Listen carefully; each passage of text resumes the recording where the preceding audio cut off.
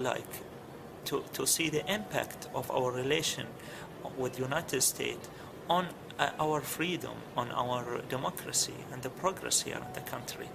Well, Matter was kidnapped the night after that interview. Other detainees who've since been released say he's being tortured during questioning. So, clear question here. Stacey Hugg, why is the US not doing more? I don't know. I think that you cannot go to dialogue when, as Nabeel said, the opposition leader, the moderate opposition leaders are in jail. I honestly don't know. There needs to be much stronger statements encouraging, at the very least, you cannot call for a return to dialogue while people like Ibrahim Sharif, a moderate, secular, Sunni businessman, and Mater, a member of a moderate, pro-constitutional monarchy, are in prison because they need to be part of that dialogue process. And I can't answer as to why the language hasn't been stronger. OK, well, Mansour, I'll read, perhaps you might have a suggestion as to why we've really not heard very much at all from the US in relation to how involved it's been in Egypt, in Libya, in Tunisia. Well, listen, give it time and dialogue will start, reform process will start moving towards a reform process which is in line with how Bahrain should evolve. But we need to consider one important point here. You know, we said, of course, about the GCC dimension, we said about the monarchy. There's another element that needs to be considered. Bahrain is neighbors to two pillars of Islam. You have Saudi Arabia, a pillar of Islam, and you have also Iraq and Iran, another pillar of Islam. Now, these two are proxies in Bahrain. They need to coexist in such a reform process. This is the balancing act that Bahrain has been trying to do always. If we get this right, then Bahrain surely can be an important model for the whole GCC. Now, that means that a reform process, a political reform process, must carry with it a simultaneous religious process. That, in my point of view, is key, where the West generally does not look into that because it doesn't see that the religious process is part of the Constitution. Well, it's also a fair point, isn't it, that Bahrain yes. harbours the US's Fifth Fleet. I mean, everyone is fully aware of that point. Nabeel Rajab, I want to pick up on Mansour's point that he made, that these protests are being fuelled by outside influences. What do the protesters there, what does the protest movement think about that?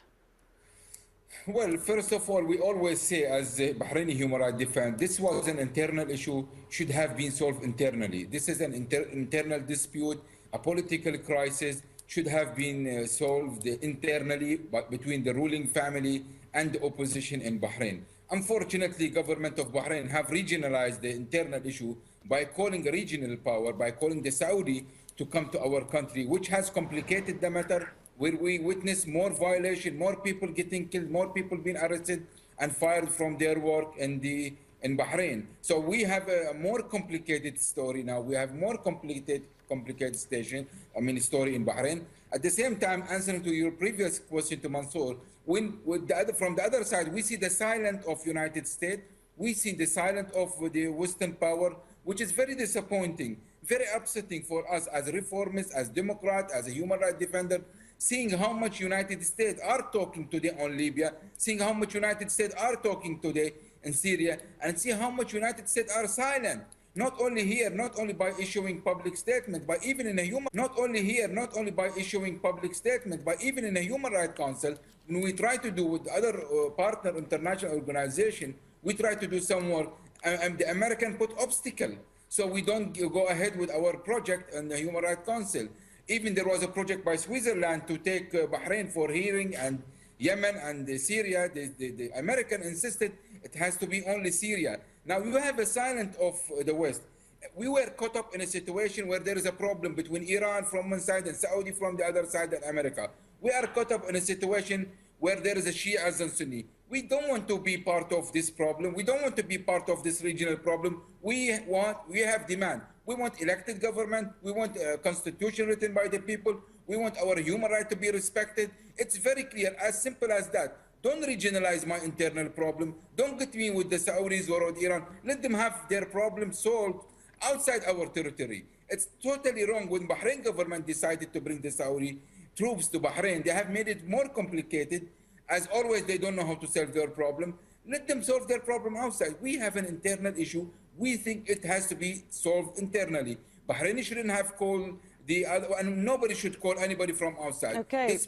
Nobody trusts the GCC. Yep, let's just return to Mansour Al-Arawi just to answer some of those points. We're hearing from the Bahrainis they don't want divisions, bringing Sunni Saudi troops into Bahrain, seeing billboards up in Bahrain of the Saudi and the Bahraini kings next to each other. Is that not just dividing further the country? Thank you. There are 2 points that's raised. One about the Western contribution. I disagree with Nabeel Rajab. If you look at the EU motion, which included basically Bahrain, Yemen, and Syria, and that was harsh. It had the motion had reference to human rights, Bahrain's obligations to human rights, and there was also elements that relate to the reform process. They are facilitating, the West are facilitating, and I think one of the areas that we could also discuss is how the West can facilitate these reform process, because I think it's also the reform process and bringing the aspirations of the people of Bahrain or any other GCC country is also helpful for the monarchs themselves. So we're not saying that it's a process that is not welcomed. It is welcomed. You just need to align all the elements. Okay, I'm just going to cut in there. I'm sorry, I'm going to have to cut in there because we have run out of time. I'd just like to give a final word to Statesy. I'm just wondering how strong at this stage the Al Khalifa family are in Bahrain. When I talk to the opposition, there's still a belief of faith that the Crown Prince is someone that they can negotiate, someone that they can have dialogue with. However, he is seen as largely disempowered and pushed aside by the people who have initiated this fairly harsh crackdown. So, in terms of who's in charge right now, it's clearly an element of the royal family that believes that you get to dialogue through violence, which isn't helpful. And the question, I think, right now, in terms of moving forward, is how do you re-engage the moderate center, which I believe makes up 80 to 90% of Bahraini society on both sides. So it's really a question of which side it is, if that makes sense. Indeed, this is a discussion that needs to be had and needs to continue. I'm sure it will. Thanks very much to all our guests, Mansour Al-Arawi, Statesy Haag and Nabeel Rajab. And thank you too for joining us. Do send any of your suggestions to InsideStory@AlJazeera.net. Bye for now.